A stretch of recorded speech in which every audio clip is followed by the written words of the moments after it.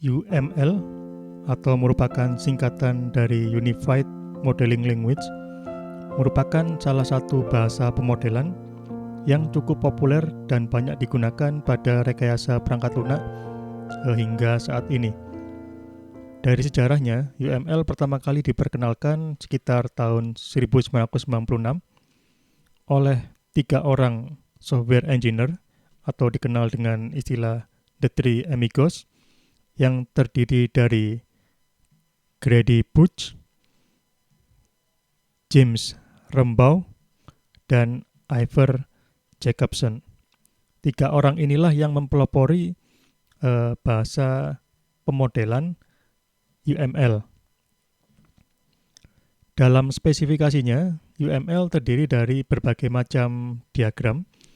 Masing-masing diagram memiliki fungsinya masing-masing dan sifatnya adalah komplement.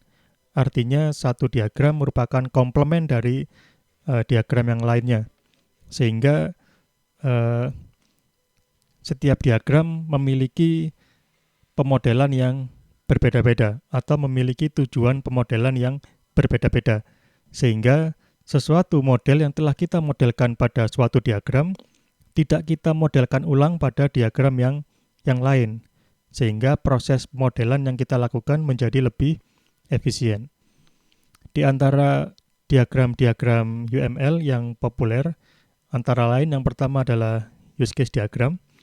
Ini biasa kita gunakan untuk memodelkan kebutuhan fungsional dari suatu sistem.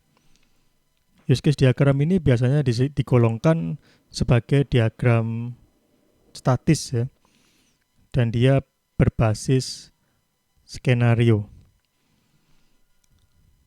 Kemudian yang kedua itu adalah kelas diagram. Ini digunakan untuk memodelkan kelas. Jadi ada nama kelas, ada atribut, ada operasi, dan ada asosiasi antara satu kelas dengan kelas yang lainnya. Jadi sama dengan use case diagram, kelas diagram ini dikategorikan ke dalam diagram statis ya. Kemudian ada pula diagram yang bernama collaboration atau disebut juga dengan sequence diagram.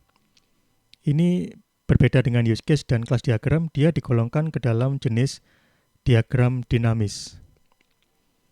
Jadi bisa kita lihat di sini pada sequence diagram ini ada interaksi antar satu objek dengan objek yang lain, di mana suatu objek berkomunikasi dengan objek lain dengan cara mengirim pesan ya atau message ya.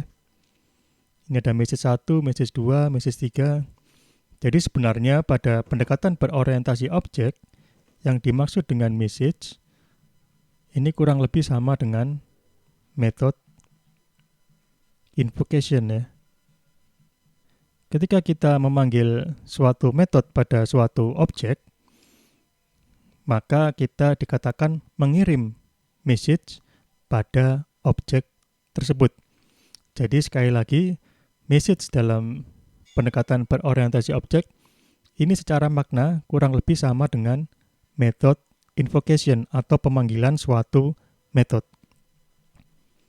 Kemudian yang keempat ada yang namanya state chart diagram. Ini juga tergolong diagram berjenis dinamis ya. Dia juga termasuk behavioral models.